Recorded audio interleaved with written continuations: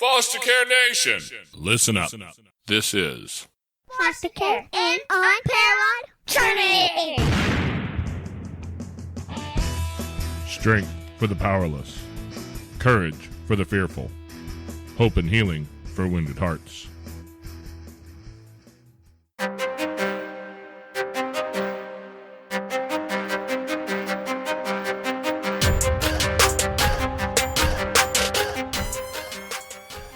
Hello, welcome back to Foster Care, an unparalleled journey with Jason and Amanda. Today's guest is Debbie Ausburn. She has a book called Raising Other People's Children, and she got a lot of experience from working as a social worker, being a single foster parent, and even diving off into the realm of law around all of that a bit. How you doing today, Debbie? Doing fine. Thank you so much. Oh, man. So tell me, what first brought you into the foster care arena? Well, it was my work as a social worker. When I first got out of college, I had a degree in education and decided I didn't like the idea of being a teacher. My group skills were not as good as my one-on-one skills. So I ended up moving into social work and working as a probation officer with juvenile court in the metro Atlanta area. And that work brought me just face to face with the need for people to help raise kids and take care of kids. So what made you decide you wanted to be a social worker to begin with? Well, like I said, I'd gotten out of college with a degree in education. I've always enjoyed working with kids. My parents had worked with kids when I was growing up. They always had various church ministries and camps and that sort of thing. And so I had sort of grown up in that. And then when I got out of school and started looking for a paying job to support myself, my mother was working in one of the juvenile detention centers in Georgia. And so with that interest in my background in teaching, it was just a natural fit to move into the one-on-one field. So how did that really impact your life as you stepped into that? I mean, you had obviously already seen some of that from your parents' work, grown up with that. Did it really impact your life when you became personally involved in that way? Yes, it did. It completely changed my perspective on on the system, on what was needed, on the fact that so mmany of these kids. I found myself liking the kids more than their parents, and realizing that if the most important thing for these kids was a stable family, and lacking would be a stable situation with a trusted adult, someone that they could maybe connect with and learn from. And so I just felt the need to start providing that where I could. So as you stepped in, you I assume had a lot of real one-on-one interactions with these kids. What was that like for you to be the person kind of in charge of that moment where you're trying to help these kids now and understanding their situation and trying to figure out how you can best serve them?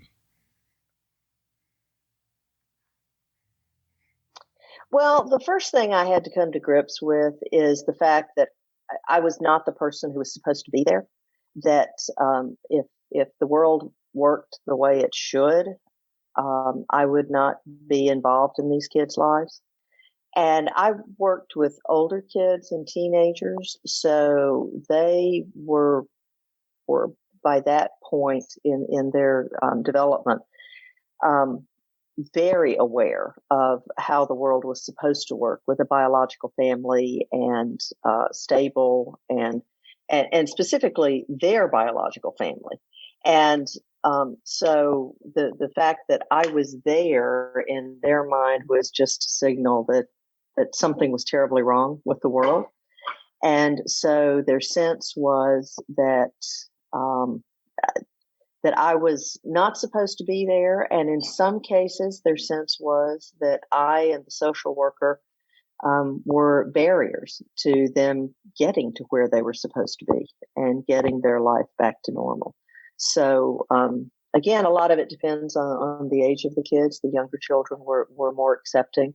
The older kids had a much stronger sense of displacement and that I wasn't supposed to be there in their lives. So that was the first thing that I had to come to grips with, was that it wasn't going to be a Cinderella story with these kids, and that I had to acknowledge their loss and understand where they were coming from. And in some cases, we were able to establish a family, and I've stayed in touch with them in the years since. And in other cases, I wasn't. They I guess, wandered off, maybe the best phrase. And so it was not the script that I would have written, but it was the script that they had for their lives. So how many of those kids that you were in connection with have you been able to stay connected with through the years? Two that have become part of our family, and I've never had biological kids, but between foster kids and step kids, my joke is that I have a collection of 7 kids and 10 grandkids now. Wow. I guess financially speaking, it's probably a lot easier to do it that way. So, well, yeah, it makes it a little easier. We, of course, with so many kids and grandkids, I have to depend on my computer to remind me about birthdays and anniversaries and those kinds of things. Well, we have 7 kids of our own, and I definitely need that Google Calendar to tell me, hey, pay attention. Today is an important day for a reason. Well, I admire people who have that many kids all at once. I was single, so I would have 1 or 2 kids at a time at the most. And then when I married my husband, he has 5 kids, but only 2 of them were still at home. Okay. We added one of my foster kids. We took in that foster grandchild. But again, I think my largest count has been 3 at a time. So that's my limit. We're not even down to 3 yet. Not yet. Maybe one day. It might happen. One day. You will enjoy it when it gets there. I'm thinking I'm going to really try to enjoy it. Yeah, I think we'll figure out the enjoyment piece there. Yes, you will. So I'm curious, what really has driven you to become a part of this system? I mean, because you've been a foster parent, you've been a social worker, you've worked around the legal aspects, like you have been all over this. What's been like because I guess this journey it's a rocky journey, right? It's a lot of stumbling blocks in the way, a lot of hard places, a lot of difficult things. And in those moments, you have to have 2 things. You have to have something to fall back on that helps you realize that what you're doing is the right thing. And you have to have something that convinces you to keep moving, that motivating piece, whatever it is, that drive. And so what are those for you? What do you fall back on in the hard moments, and what makes you keep going? Well, there's a couple of things that I fall back on. I think the one of the things that it's at my core is religious beliefs, that this is what God wanted me to do, and this is how He wanted me to spend my time investing in other people. The other thing I fall back on is the second thing is a strong network. I have a strong network of friends. I'm very close to my brother and sister. My husband and I have built a strong marriage, and I have a good relationship with my kids. So Whenever whenever one of my foster kids, would say, "I hate you and I wish I weren't here and I will never accept you," I always had other places to go to for encouragement and for validation. So that network and those core beliefs are the two things that keep um, that helped me keep an even keel. Well, you said something really interesting there, and that you have that other place where you can receive your validation. And I'm just curious if in your work as a social worker, if you saw a lot of foster parents who do get their validation from that place. Is that something you've seen people struggle with? Yes, I have. And one of the problems that I think a lot of foster parents have is no one quite understands where you're coming from. They tend to treat you like you're some sort of saint, and that has always made me uncomfortable because I definitely am not Mother Teresa, and this is not why I'm doing this. So, amen. I'm keenly aware of my unsainthood. Yes. I mean, there's so many ways that I need to get better, be kinder, more patient, many things. So I was always very uncomfortable with that from people who were not foster parents. Fortunately, my family, like I said, we had grown up with my parents helping kids. So my brother and sister were always very supportive and and like most siblings, they've never had any illusions about whether or not I'm a saint. So that was that to me was very important, to have people who understood me as I was and still supported and accepted me. And I think a lot of foster parents have trouble with that because their families, they think their families and friends, they either admire them excessively and think, well, you just have some sort of level of sainthood that I can never aspire to, or they think they're crazy and we'll get over this eventually. And so it is hard for foster parents, I think, to find that network of people who understand why they're doing this and why they keep doing this. Yeah, and I'm not entirely certain, but I think a lot of, at least some portion of the people that we've met over the years say things like that and approach it from exactly one of those two angles, because otherwise, if we're not crazy and they're not crazy and we're not, and we're not like saints, we're just normal people and they're normal people, then somehow or another they feel guilty that they're not also a part of this, I think. Right. Yes, yeah. They'd rather put you on a pedestal that they don't aspire to, or just say that you're somehow different than them. And I do think that's part of it.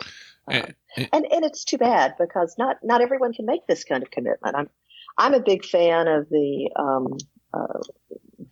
one community, one child, where people can help you by being respite care, for example, or helping with birthday presents, or there's any number of ways that people can support foster care without becoming a foster parent.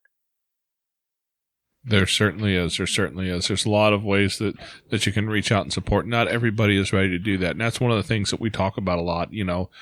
We are so very into the idea of people helping kids, but if taking care of kids in your home is not your thing, if it does not set your soul on fire, my God, we do not want you doing it. Because it takes a lot out of you to do it. It does. And you have to find ways to recharge your batteries, and that network of people, self-care, I think is very important. And just understanding my husband and I, we're old people now, so I don't think we'll be doing foster care anytime soon, but We are looking at, for example, finding a group that works with mentoring children who have aged out of foster care and who need mentors. They don't need parents, but they do need a support network and the mentoring. So I'm feeling that may be whenever I get this book launched, that may be our next phase of service. So it's people can do that. There's a lot of different areas without having to jump all in. Hey there, Foster Care Nation. We'd like to take a quick minute to step out of the podcast here and ask you guys for a little bit of support. If you could share an episode with people, friends, in a group, with family, anywhere where there's somebody who would like to hear this. Also, if you'd like to join us and support our mission, a couple dollars a month would be really helpful. You can find us on Patreon at patreon.com/fostercarenation. Now back to the show. You know, a while back we talked to Justin and Alexis Black, the authors of Redefining Normal, and they talk about their story, and they were both... Oh, yes. Are you familiar with them? Yes, I know them, actually. I got to know them through we've become friends through this foster care journey, and their book is really amazing. Yeah. They're just an amazing couple of kids. Mm-hmm. Small world. Yeah, it is a small world for sure. Yeah. But you know, one of the things that Justin and I talked about when I interviewed them was that need for mentors, and I just brought that up. By the way, if people are hearing our third co-host, he doesn't have much of value to add, but he does have a few noises while he eats his little puffs and drinks his bottle from time to time. So He's pretty cute, though. He's pretty cute, so we put up with him, and hopefully you don't mind the sound of a baby poking in and out here and there. If you do, of course not. He adds color. Yeah. If anybody has a problem with that, sorry, but that's just what we're doing today. We can't send him in the other room at 9 months old. I think we'd ask for a lot more problems. So we're just going to keep him with us. But right. I know that me and Justin talked about that mentorship thing, and he talked about how important being mentored by a handful of people in his life really was, and how that helped him change the direction of his life and reshape some of his own thoughts, reframe his experiences, and then begin to take the lessons he learned and transfer that onto the next generation and trying to help them as well. How have you guys seen opportunities to be those mentors in your life? Well, a lot of it has been through just being where the kids are. Again, back when I was a foster parent and a step parent, now as a step parent, I have been fascinated with the research on resilience, because I've worked with so many traumatized kids, and there's the ACEs study and the trauma study, and I have been fascinated with the social science and mental health studies on resilience, because one of the unfortunate side effects of the ACEs study and learning about trauma is there's a tendency to think that trauma is destiny, and that kids are forever stuck at where they are with their trauma. So one of the resilience studies shows, or a lot of the resilience studies, one of the top factors is having a mentor and having someone outside the family. So when I realized as a foster parent, for example, that I could be that person outside their family, I can never replace my kids' parents, but I could be that mentor for them. So that was one area where we found it. Another area is just organizations, coming alongside groups of foster parents. We have been able to help some foster parents just by providing an outlet, another adult for the kids to talk to. I'm a big believer in communities of people coming alongside foster parents and helping them. And then, like I said, now we're investigating groups of groups that are dedicated towards mentoring children who have aged out of foster care. Well, the numbers around kids who've aged out are frightening. I forget Oh, the they're exact. terrible. Yeah, the exact percentage slips my mind, but the chance of a kid ending up out of foster care and going into a healthy life and graduating college and never having ended up homeless or in the justice system somewhere, the numbers are they're disheartening, to say the least. They're staggering, right? So where do you see your ability to help those kids come out and then find their way into a healthy, happy life where they can become productive members of society, as opposed to the way that we've been doing it for decades? Well, I think it's very difficult to know exactly how, because the foster care system, government agencies, like every organization, they will protect themselves. That's what organizations do. So for many, many years, they did that by requiring everyone who came in contact with kids to have criminal background checks and undergo um, uh, training and have all sorts of restrictions that made it impossible for back when I first started, it was impossible for me to let one of my foster kids go to a sleepover unless the parents of that child um, had gone through all of the hoops that were required for being a foster parent. So we've had some changes. The reasonable and prudent parenting standard now helps a lot with that you foster parents can make those sort of decisions. Even then, the rules are designed partly to help the kids, partly to keep lawyers like me from suing the agencies. So that's none of that. I don't mean any of that as criticism. It's just the way it works now. But it is still very difficult. You still have to fight a lot against systems in order to find help for what children need. Mental health issues, we really, really need to come up with more mental health for children who've had trauma, particularly foster kids. And that has been something that is woefully lacking. I'm not a therapist. I don't have the first idea how to do therapy with any of the kids that I've parented.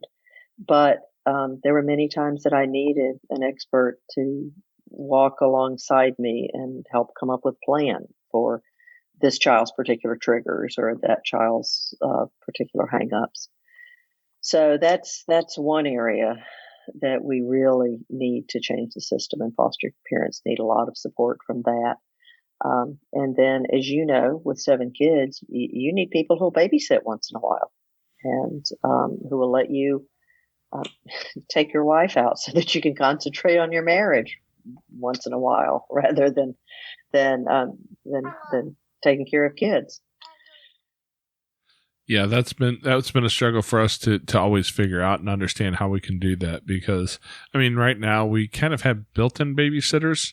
We have kids of the age that can keep an eye on the other ones, and as long as we are smart enough to really manage how far away from home we go, it's not a big deal. We can kind of stay within a few miles and be home in 5 minutes if something goes sideways. But we have a really, really responsible 13-year-old daughter who does a great job of being able to occasionally, we'll put the younger ones to bed. And, once the troublemakers go to bed, and I mean, the cute little kids, that's what I meant to call them. Once they go to bed, they're really, they're not too hard for her to manage while we leave for an hour and build some of that time into our schedule so that we can have that relationship building time. But you're right. That's something that's really difficult for foster parents. And then all the pieces and parts, because you mentioned the T word, trauma is such a deep thing that goes through so many of these kids' lives that we are just kind of just on the beginning edge of learning how to deal with some of it, not how to cure it or fix it or anything like that, but just learning how much it impacts kids and how little we know about it. Well, it's also incredibly difficult for working with the kids, because we as adults, at least in our society, we tend to go to or the kids, and we tend to go to one extreme or the other. One of the extremes is what one of my kids called counting up victim points. The other extreme that I've seen kids go to is they just completely deny their trauma and just say, I just want to be normal, and that's all I want to do. And they just work incredibly hard to put a Band-Aid over that wound and let it build up a scab and try to be normal. For teens and preteens particularly, all they want is to be they want to be like everybody else and be individuals at the same time, but the last thing they want to do is deal with their trauma. So it's it's difficult to find that balance for kids between acknowledging their trauma and empowering them to move forward, when either denying it or marinating in it is what they tend to do. And our society doesn't quite have a good narrative for helping them move forward from it. Yeah, trauma is one of those things that we don't really understand just how difficult it is and how difficult it can be for kids to learn to walk their way through. Because if you've been around a teen very long, as soon as you try and help them, they usually want to tell you how they're just fine and you don't know what you're talking about, and it leaves that as a real gap in the ability to have that conversation with them. Right. It does. And again, addressing trauma is painful. And so there's a real tendency to just deal with it in the least painful way possible. That's a really accurate statement. That and not just on their end, but I think on our end as well. It's really easy for us to see a kid who's been through something and who has made some strides, and then just like it's assume that they're more likely to not need that extra help because they haven't been through too much, or because they've dealt with what they've been through fairly well already, and we sometimes forget that. And I know that we've had kids who have been in and out of counseling for a lot of years. We just started one of our kids back in with a therapist recently because we saw some things and we went, oh, hang on. I see behaviors that I think might be related to some old stuff. And so let's go find a good play therapist.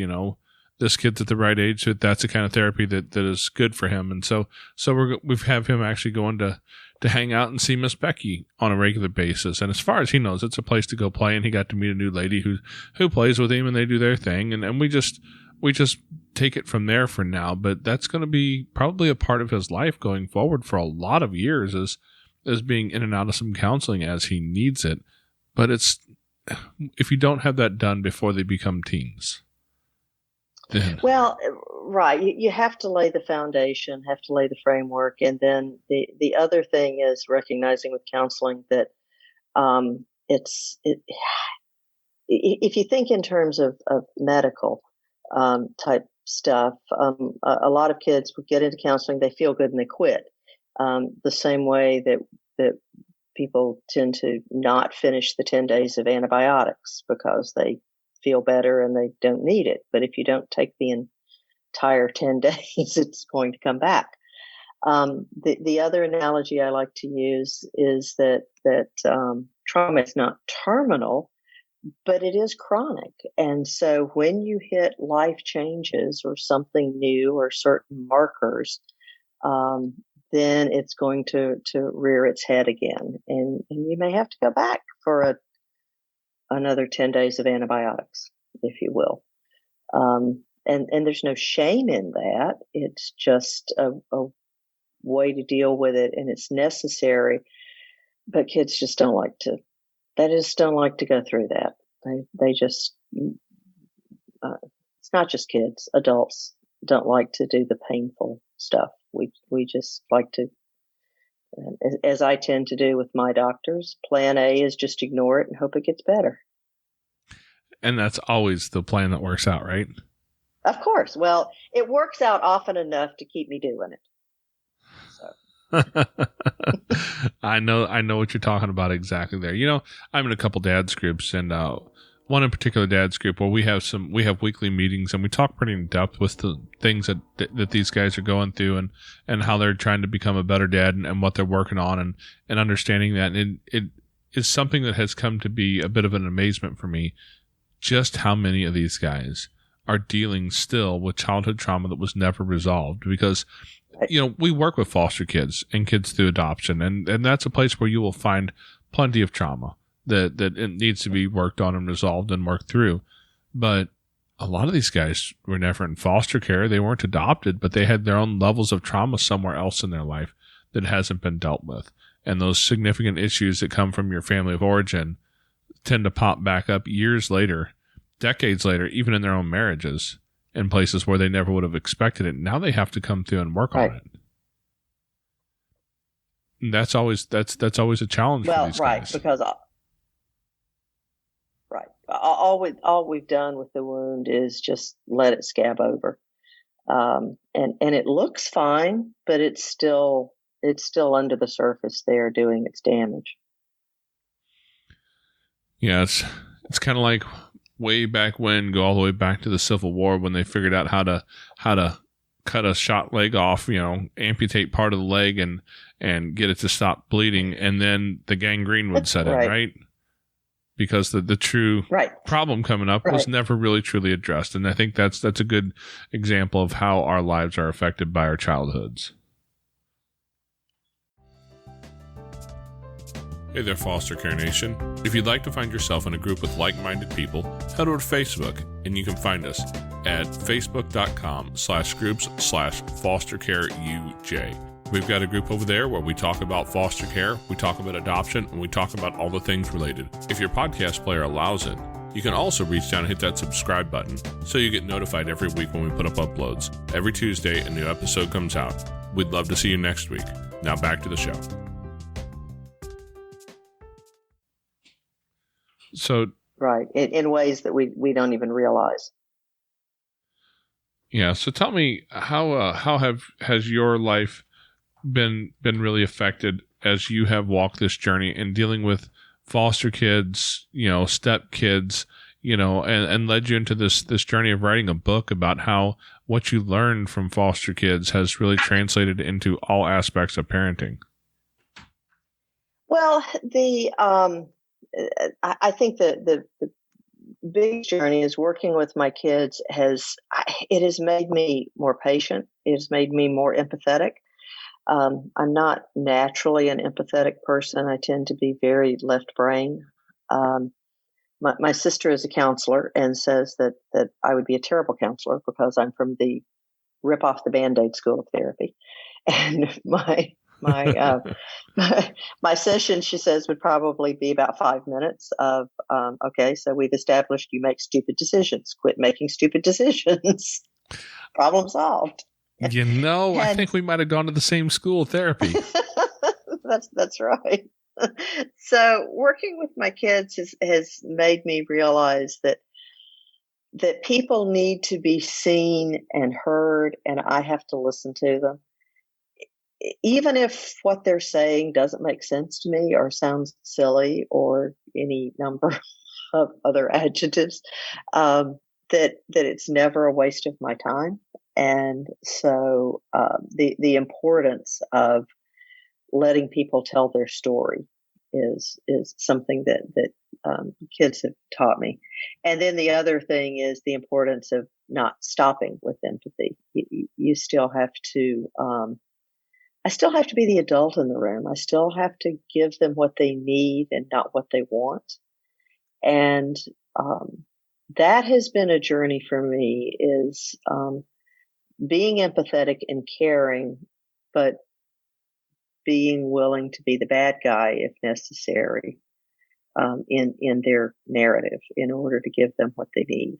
So there's just a lot of those kinds of lessons that I have learned, and those carried over into my parenting. With my stepkids, I never made the mistake that I would have if I had not been a foster parent first, which was there's always a real tendency when you're a step parent to want to fix things and to fill in the spaces and replace their biological parent. And we can never do that. We, you know, as I've said to my stepsons, I'm not your mother. You're my sons, but I'm not your mother. So we have to be willing to make that one-way commitment and not try to replace the biological parents in foster care.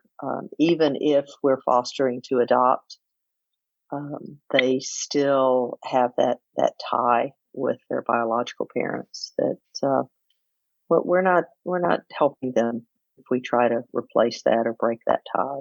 So that was one of the parenting things that I learned. Like I said, we're not the people who are supposed to be there, and that's okay. Yeah, that last part is really important. We're in the middle of dealing with that whole topic right now with one of our kids. Is you're right, dude. I'm not your dad.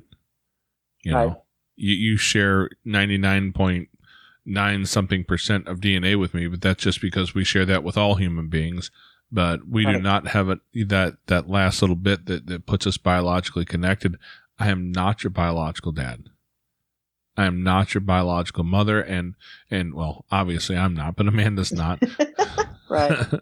And, you know, she would probably agree if she was sitting here, but she has to run off and pick up kids, so we're going to lose her for the rest of this conversation. But that's something that we've had to work our way through. And for some kids that we've had, you know, some of our adopted kids, that conversation has gone really well.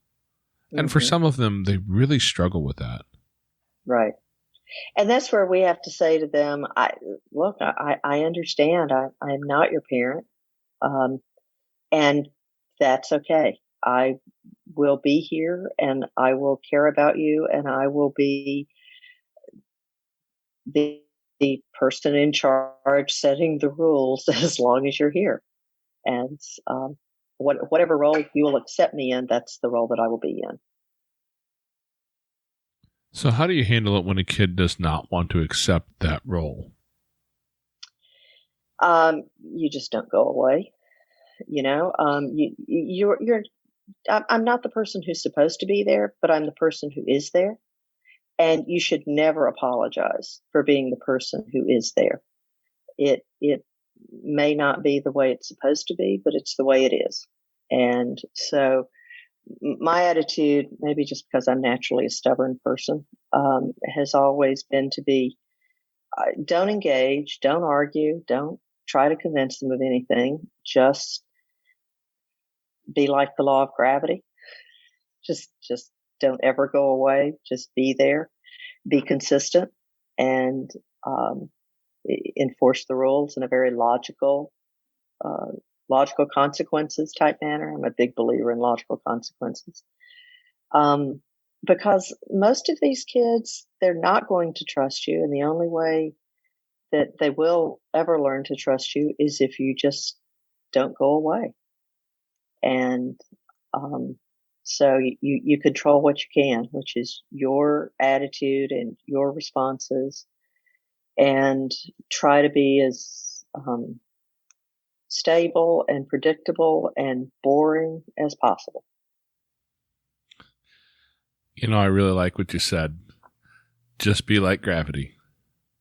Yeah. Because, you know, one of the things that we've talked about with some of our own kids is not only is it just, hey, I'm going to be here. That's just a fact of life. You're going to have to deal with the fact that I'm here. But I've been asked why. And let me tell you something. If you want to understand gravity, why does gravity work? I would encourage you to figure it all out and then publish a couple papers. You'll be a genius. People will love you because nobody can really understand gravity very well. We understand that it happens. We don't necessarily really understand the hows and whys of it, right? Right. And you don't have to understand why, they don't have to understand why you do the things you do. You better have that figured out. As a foster parent, you better have it figured out. Right.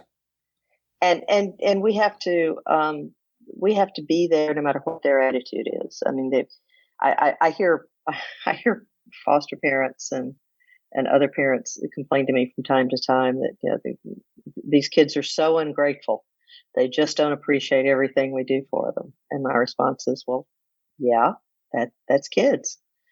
Up to a certain age, kids are self-absorbed and not grateful and don't understand what you're doing for them. And in fact, when they do understand too much about the adult stuff that goes into making the world the way it is, when they do worry too much about the electricity bill or the gas bill, we call it neglect.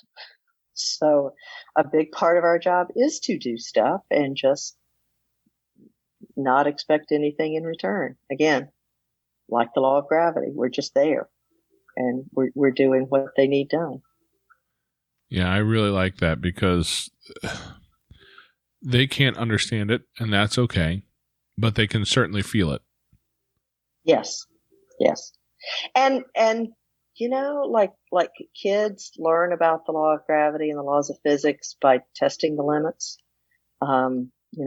Banging their spoon on their chair or any number of things. Our kids are going to test our commitment to them. And if we're going to be like the law of gravity, we expect them to test us. And that is just part of the package. That's an interesting part of that comparison, because what is all of sports, right? But us competing against the laws of gravity in front of people. Right. Whether it's throw a ball, hit a ball, run fast, catch a ball, whatever it is, it's all trying to show how good we are at overcoming parts of the laws of gravity. And we have an entire multi-bazillion-dollar industry based around that. And watching people test the laws of gravity. Mm-hmm. And even as adults, we still do it. And so that's an interesting, I never thought about it that way before. That's really interesting.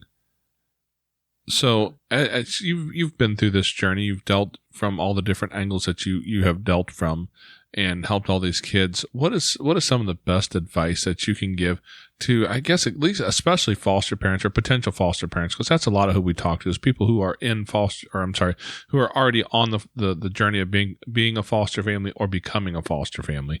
What's some of the best advice you can give to parents who are in the trenches or getting ready to step in? I think the most important thing is I guess the first thing I would say is don't expect miracles. We tend to expect that we're going to fix all of these problems, and there's a lot of movies out there about it, and I love movies about foster parents. I really do, but Hollywood has to have a happy ending, and we may get a miracle, but we may not. And so we have to be willing to make the commitment to be there no matter what the outcome of our story is.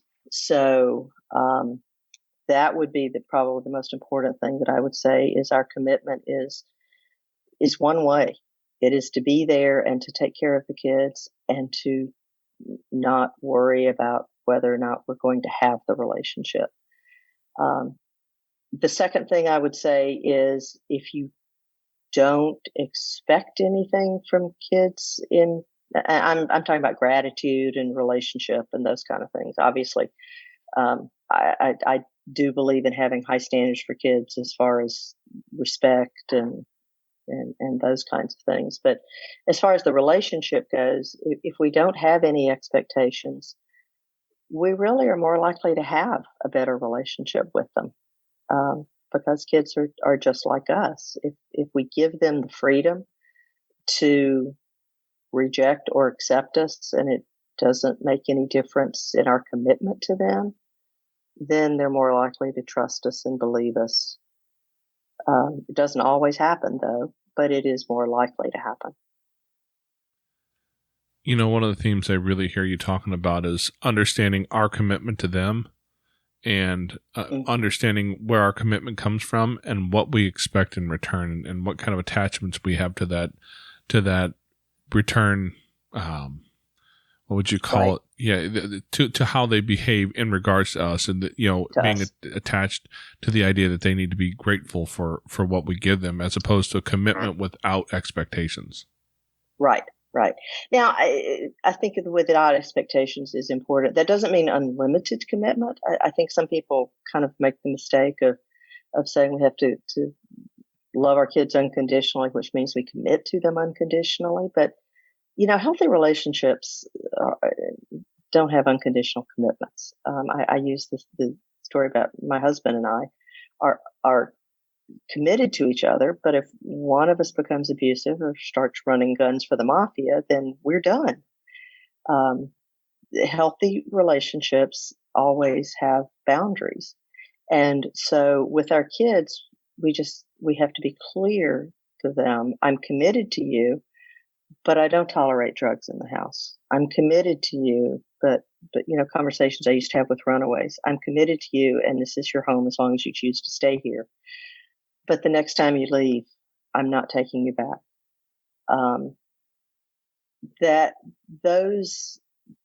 It wasn't about our relationship. It was simply about boundaries of what was acceptable and what was not. So those are two very important but very different concepts. Yeah. Because, and you mentioned runaways. That's a big thing in the foster care system. Oh, yeah. That happens a lot. And I'm not going to say that I'm here to give you the answers as to how to deal with that, because I'm not. Period. I'm just not. I don't have that information.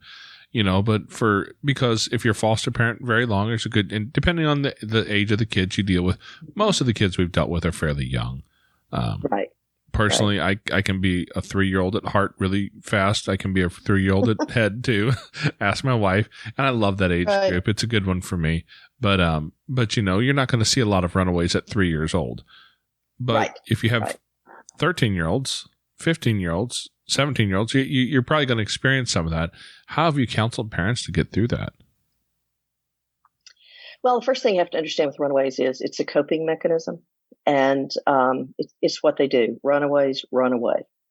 That's the saying in the field. So it takes a lot of therapy and a lot of love and concern for to teach them new coping mechanisms. So you have to understand that's really what you're doing here, is you're helping them develop a new coping mechanism. It's not a logical process.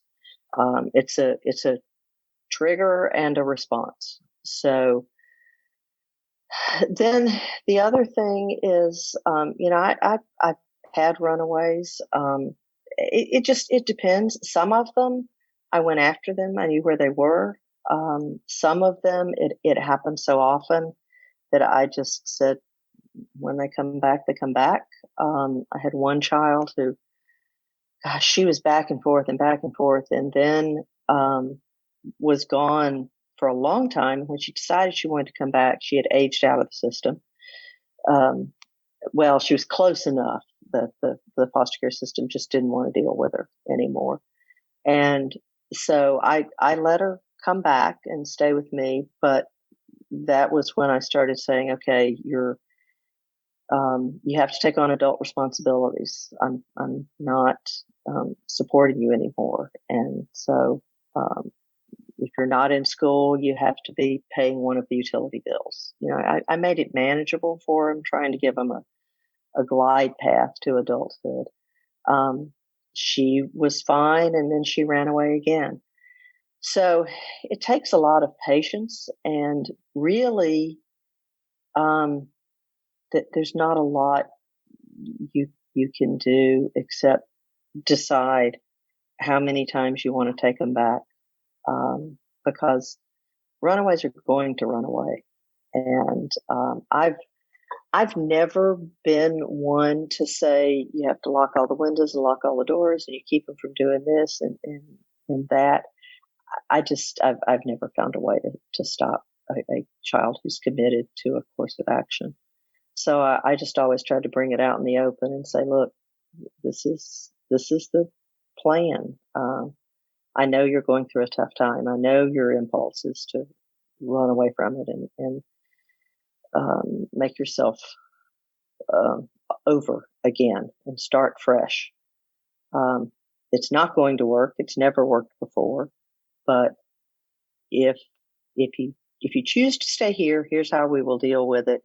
If you choose to leave, here's how we will deal with it. Yeah, those hard boundaries. For a lot of parents, that's really hard to handle those hard boundaries. I imagine you're kind of wired similarly to me because I'm not from the school of pragmatism. I am actually an instructor. I grew up in that with that mentality in my home. Now, my wife, on the other hand, she grew up in a different world, and she is definitely more empathic than I am most days. I've had to really work to learn to build that skill set over the years, and I've become much better at it. But at the end of the day, my first impulse is, hey, this is not that complicated. If you stop doing stupid things, then stupid things will stop happening to you. Your life will get better. It's not that complicated. It's just hard. Let's do some hard things together. But that's never met with a whole lot of acceptance from kids. No. And from my wife's side, where she is much more empathic, it's really difficult for her to lay those hard boundaries and stand by them. It's been one of the dichotomies in our relationship. We've had to work hard to resolve for a lot of years. We've gotten really good at it now, but it's taken a couple decades of work to get there. What do you say to parents who have that mentality, like I had, say, 10 years ago, who say, hey, it's easy, do this, do that, and it will be easy, and find that's not very effective? Well, first of all, it's not easy. I mean, think how hard it is for us to change our habits. Giving up chocolate for Lent is a big deal. So, for kids who have been traumatized, their coping mechanisms are things that have, in many cases, helped them survive to get to this point. So, it's not to be easy for them to give up. And the second thing is, it's working at a level that we can't reach by logic. And it seems very logical to us, and it may seem logical to them. They may be able to parrot the words, but what is extremely difficult for them is acting on it and putting it into action. And so it's the goal. Well, first of all, it's always hard, like you said. Let's do some hard things together is the way we need to approach the kids. But I also had to realize it was not as simple as I thought it was.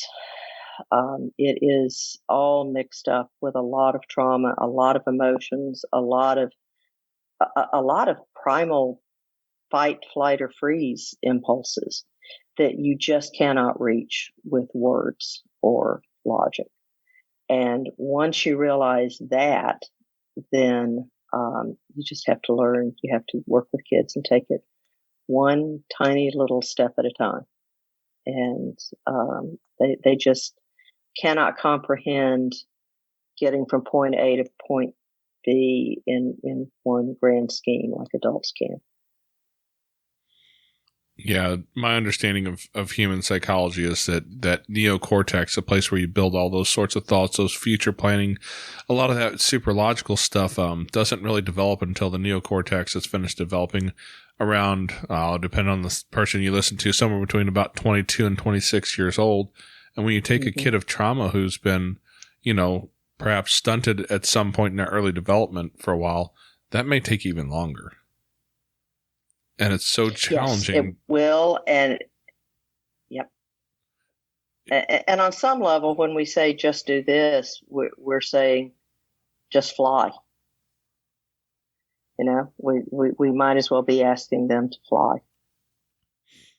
Yeah. Do you know how hard that is in the moment? Maybe you do. You are a foster parent too and a social worker. But in the moment when you have a kid who won't just do the easy thing that's maybe not so easy, that's a moment that's so hard to navigate with a kid who you're basically asking them to give you a dissertation in Chinese, and they're looking at you like, right. I can barely speak English.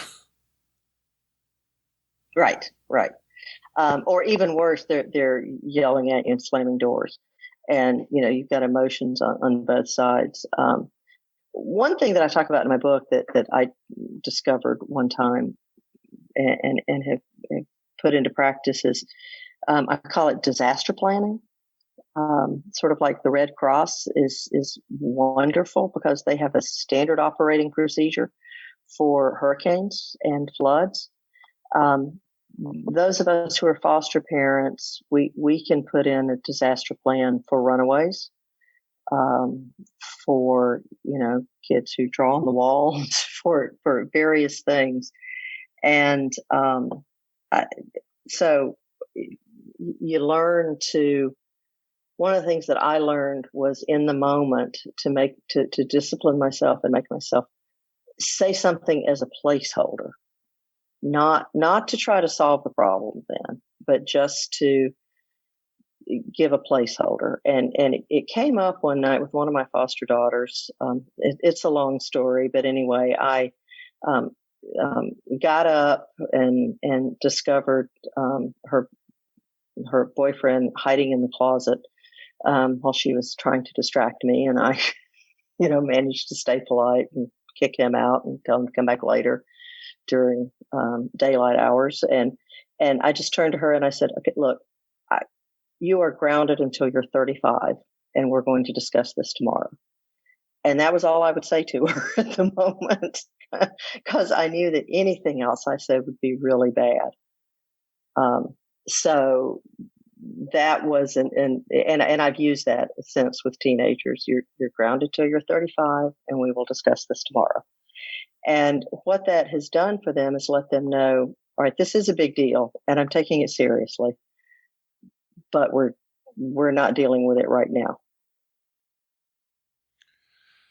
Yeah, because in that moment, I'm not always great with dealing with it, right? Right. Oh, anything I come up with in that moment is really terrible. I mean, it seems like it makes sense in the moment, but right. in retrospect, I've always gone back and realized that whatever it was I had to say probably is going to build regrets, and learning to shut up. And I like the idea of having a placeholder like that allows them to see that, this is a big deal. And maybe this one thing I'm saying right here is obviously a little bit overboard, but we'll talk about it later. Right. Right. And that was why, when every time I've used that and we've come back with the kids later, they said, yeah, I knew it was a big deal, and I knew you didn't really mean 35. So. Yeah. Because by the time you're 35, I will have kicked you out of my house. That's right. Yeah. I tell all of my kids, bio, step, adopted, whatever. My goal is not to raise kids that are living here forever. My goal is to raise productive members of society. I want you to go out and be somebody. Right. Yeah. And I've had kids, like I said, I've had kids age out of the system. I've had foster kids move back in. I've had step kids move back in, the refilled nest syndrome. And I'm always glad to have them. But I've just always had a rule: if you're not in school, you have to be contributing financially. And I usually don't like taking money from them and making them pay rent, because that just leads to a whole lot of problems.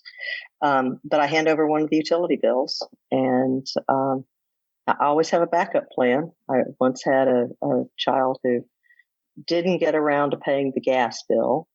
And so, hot water was cut off, and I just stayed out of it and showered at the gym for a week until they got it worked out. But I like that for getting kids to learn how the real world works. It's not between me and them if they don't pay their rent. It's between them and the cable company or whatever bill they were supposed to pay. Maybe you need to make it the internet bill, because as it turns out, today's kids can't survive without internet. That's the first one that I turn over these days, because, I can go to my office if I need the internet. But they don't have another avenue to be able to play Xbox That's online. Right. Exactly. It matters more to them than it does to me. Well, that's a great advice, and I really appreciate your time today, Debbie. I think we're going to have to cut this short because we just had a really nasty storm blow in, and I need to go check on what I have going on out here because I don't know if you guys heard that, but oh my goodness, my whole house just shook. And Yeah, better go. And I apologize for the internet connection here. I'm not sure what happened, but thank you for your time. I really appreciate it. No, we appreciate you coming on and sharing your story and your time with us. And we'll look forward to airing this here in the near future. And I'll put the links up on the show notes. And just as a side note for anybody listening, Apple Podcast has done something weird. So if you listen to this on Apple, all my show notes, the links do not work. So if you just go to fostercarenation.com, click on the podcast blog button at the top left corner, and you'll find it there. And all those notes will work. All the links will work there. I'm still trying to figure out how to get Apple to get that fixed. I've talked to a few people and realized that this is actually an issue they have on a number of their shows for some reason. So maybe there's a setting I need to push, but we'll get that all figured out. But in the meantime, you can just use fostercarenation.com to find that information and then be able to go in there and find the links of everything, including the book and all of your social media stuff. We'll have links to that on there so people can connect with you. Great. Thank you very much. I appreciate your time. Okay, Foster Care Nation, thank you for listening to Debbie's story. Now take her knowledge and wisdom to heart so you can create love and healing in your family and community. Be sure to come back next week. We have new episodes every Tuesday. If you would like to share your story as a guest, you can reach us at fostercareuj@gmail.com or at jason@fostercarenation.com. You can connect with other like-minded people on Facebook at facebook.com/groups/fostercareuj. And don't forget, we have a Patreon where you can support our mission for as little as $5 a month. It's at patreon.com/fostercarenation. The links to everything are in the show notes on your podcast player or at fostercarenation.com. And as always, You are so super awesome. I think you guys are cool. Yeah, yeah. Thank you for listening.